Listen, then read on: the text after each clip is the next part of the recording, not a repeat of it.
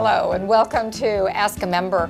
I'm Ann Hughes, President of the Adrian Area Chamber of Commerce, and today it's my pleasure to welcome Catrina Ossmann. Welcome, Catrina. Thank you. Catrina, of course, is the owner of Clever Ideas Marketing. And I've had the opportunity to hear you speak a number of times, and definitely an expert, and have helped already so many businesses and organizations here in Adrian and Lenawee County. Why don't you tell us about your background? How did you get to this point? Sure. Yeah, definitely, I didn't have dreams of being an entrepreneur or doing any of this. I worked at the Economic Development Office, and I did a lot of workshops and worked with small businesses and helping them with resources. And when my position got eliminated there, people kept calling me, and can you help me with an email newsletter, or we want some help with Facebook. And I love doing those workshops and sharing things that I knew about. And so sure, why not? Let's try it, and maybe just something on the side and things. And it has continued to grow over the last few years, and I have more and more clients, and it's always something different for me, depending on who I'm working with. So it's really, I said, kind of happened by accident, but it's been a lot of fun. That's great. Sometimes that's the way a lot of your better businesses happen. Yeah. They do happen by accident and not intended. Who are some of your customers, and how many clients do you have here in the county? I'm quite a few, and it's kind of hard to put a for sure number on it, because some people I just do like one project for them, or just help them out, just do a little bit of training. And other ones, I kind of joke around that I'm their entire marketing department, that I'm doing press releases and updating their websites and social media pages. So I work with Lenawee Christian School, Goodwill, Lenawee Historical Museum, and then some smaller businesses, Adrian Orthopedic Massage, and some smaller businesses downtown Tecumseh, and so like Gray Fox Floral and Michigan Wares and dipsticks and stuff. So keep me busy. It's always something different. So if I'm at Lenawee Christian School in a classroom, maybe with projects that kids are working on, and then I'm at the Historical Museum helping with a fundraising event, or how to promote something there. So it's always a little bit of something a little different. So did you kind of, was working with marketing and social media vehicles, was that accidental? Did you intend that be your focus? And how did you learn about all that? I love to learn about new things. I do. And so it's something that and it changes all the time. So it's something I enjoy keeping up on and learning about, and attending seminars, or just keeping up with articles and things online. And so I know small business owners and nonprofits can't. Like, it's just something you don't have the time. No, and they shouldn't. They have products and services and need to be focused on their sales and the finances and customer service and so many other hats that they wear. That it's been a perfect opportunity for me, and something I enjoy doing, to be able to step in and help with the marketing and PR side of it. And I know you speak at the Breakfast Club that the Chamber holds at Culver's once a month, and I'm always amazed every time I hear that you're going to be the speaker. You never fail to deliver something new, totally different from what you did the time before, because as you say, there's so much out there and it keeps changing. Yeah, so many different things, and for businesses to really make sure that they're using their time and their money in a smart way. That if it's picking a social media, should they be on Facebook? Should they be tweeting? Should they worry about Pinterest or Instagram? Then you have to worry about your website, and if people can see it on mobile phones, and there's video and print media, and so many different things. So yes, there's lots of options, I said, and it's fun for me to sort of work with different customers then and figure out where their customers are, so that they can reach them, and to utilize which different the different tools out there to be able to get to those customers. Is it safe to say that none of us should probably be trying to be all things, to be on everything? Yeah. I don't think you could.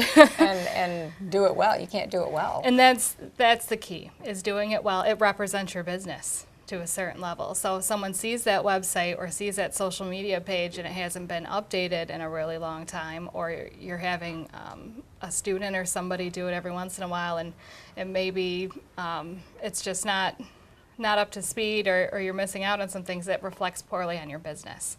So yeah, I think absolutely use your resources where you can, and where you're going to reach the most amount of people, and where it makes sense. that you can do it. How do you tell them, how do you advise business on how do they find their social media target market? Sure. Work with them on who they're trying to reach. If it's just someone, if it's local, how old are they? Because all those different social media platforms have different ranges of people that use them too. So if you're trying to market to college kids, Instagram and Twitter are the ones to use. If you're, want a more general reach, Facebook is better. But all those things are changing, and there seems to always be something new coming. So to keep up on those things. But I always want to make sure that businesses aren't just doing something just to say that they're doing it. It's got to make sense that it generates more leads and sales for them too. Okay. So what would be what's the most important piece of advice you give somebody about their website, for example? Let's see about the website, that there's a call to action on somewhere on your website, that you're keeping things sort of concise as much as you can, that you don't have to scroll and scroll and scroll to see some information, but somewhere on those pages that you're saying, this is what, we want you to buy this product, we want you to call us for this service, that you're coming out and saying it, that there's a call to click here, right, or follow this link. Or right, yep, some call to action about what next step you want them to take. So it's really no different than if you have a small business or a chamber of commerce, you've got to have something going on all the time. Sure. So within your social media venue, you need to have something going on. Mm-hmm. Something like the call to action. Yeah, a call to action, something new to share, tips. I always, part of my advice is, you always want to be the expert. No one wants, you want to be the expert in your field. So if there's things that you can share even on a small level and give, 3 tips for something that can make a big difference. Then when someone's thinking about that type of business, then they think of you because you've sort of positioned yourself as an expert in that, because you're doing these updates with these tips and ideas and sharing some of your knowledge. That's a good idea. Well, we'll have to try that. I always get good ideas when we talk, Catrina. What's your favorite part of your job? What's your favorite part of being an entrepreneur? I think all the different people that I meet. So when I go over at Lenawee Christian School, and I'm meeting with some of the students and stuff there that are working on projects or want to share things about their school, and then I meet with somebody that's been an entrepreneur for 30 years, and just some of the knowledge and some of the things that they share with me about what their the path that they've been down, and how they run their business, and things that have worked and not worked. And I think as entrepreneurs, and we get that. The relationships with people are just so important, and especially in this community, everyone's so generous and things that I just really like that part, that I get to meet with people and find out what they're about, and help them promote what the great things they're doing. It's a balance, isn't it, between the face-to-face and the building relationships piece, and the digital and technology piece, and social media. You can't have just one or the other. You need both. Yeah, I think it's so important. As you can sit behind, a computer. I could work from home totally all the time, but I'm at chamber events, and I'm volunteering in the community and things, because I think that's just as equally important.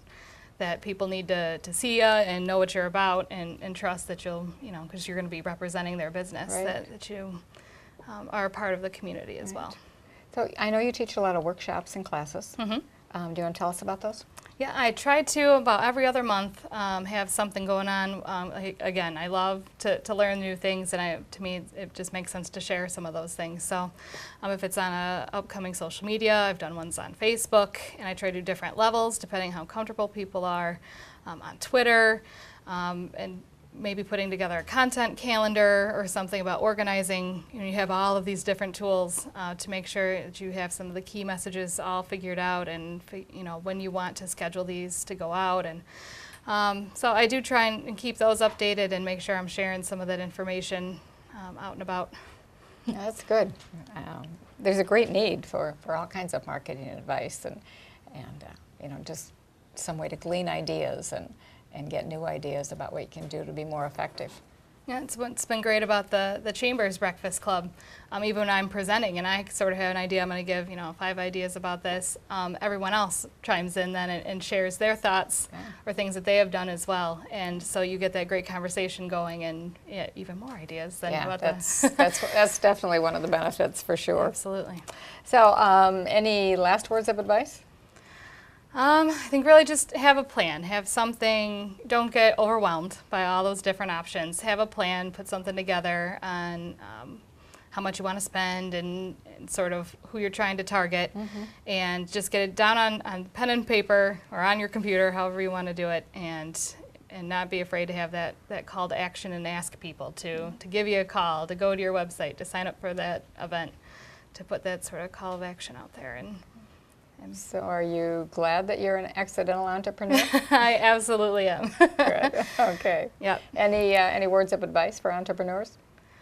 Oh gosh, for entrepreneurs, I think to build those relationships and to be out in the community and share a little bit. I think people can be afraid that people might steal an idea or something, but I think it's so much better. The more ideas that are shared and are out there, the better off everyone is.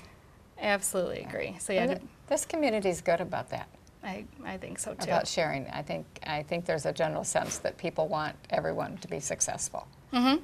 And so to not be afraid of that. We're all more successful if that's the if that's the way. If you're successful, then I'm successful, and it goes right on down the line. Absolutely. That's good. People want to call you. Pick your brain. How do they get a hold of you? They can call 442-4796 or my website, cleverideasmarketing.com. I like the name of your your business, the way you renamed it. Yes. Okay, Catrina, thank you very much. Thank you. And I hope I'm sure you'll get some calls. Very good. Okay, Thanks. thanks.